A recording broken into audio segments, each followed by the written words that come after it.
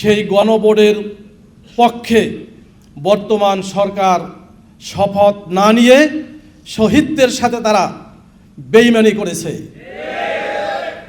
2024 সালের কথা, বিশেষ করে আন্দোলনের কথা, 2024 সালের জুলাইয়ের যে আন্দোলন, সে আন্দোলনে যারা শাহাদত বরণ করেছেন, যারা পঙ্গুত্ব বরণ করেছেন, যারা নানাভাবে অত্যাচার নিপীড়নের শিকার হয়েছেন, তাদের ত্যাগ এবং কোরবানির বিনিময়ে যে বাংলাদেশ, এদেশের সর্বস্তরের মানুষের প্রত্যাশা ছিল যে ওই সময়ের আন্দোলনের যে স্লোগান ছিল, আমরা বৈষম্য মুক্ত একটি বাংলাদেশ দেখতে চাই। আমরা চাই এমন একটি বাংলাদেশ, যেই বাংলাদেশে ন্যায় এবং ইনসাফ প্রতিষ্ঠিত হবে, যেই বাংলাদেশের শহীদদের আকাঙ্ক্ষা পূর্ণ হবে। কিন্তু আমরা অত্যন্ত দুঃখের সাথে দেখলাম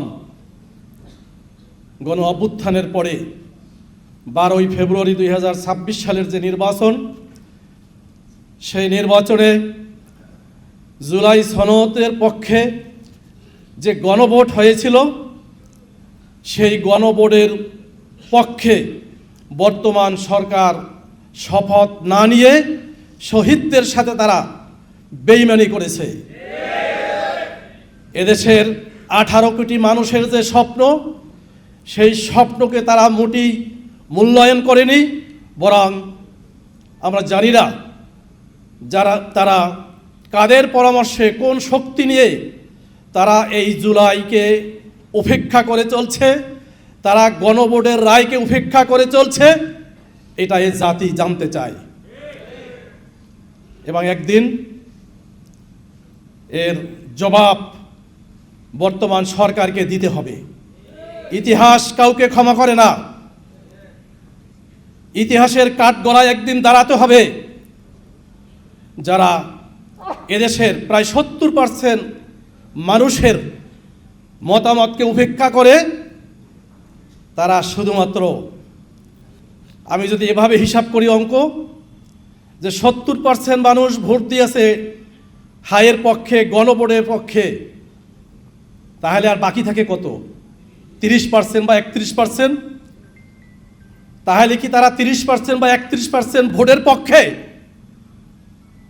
30% 31% জনগণের সেই ভোটের মতামত নিয়ে রাষ্ট্র পরিচালনা করতে গিয়ে জনগণের আকাঙ্ক্ষা পূরণ করা যাবে না।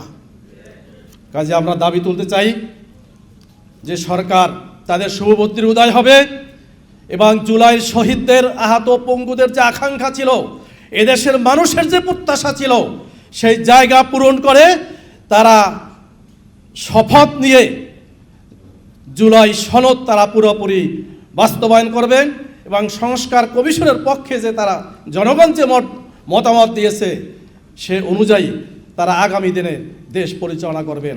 আমি শহীদদের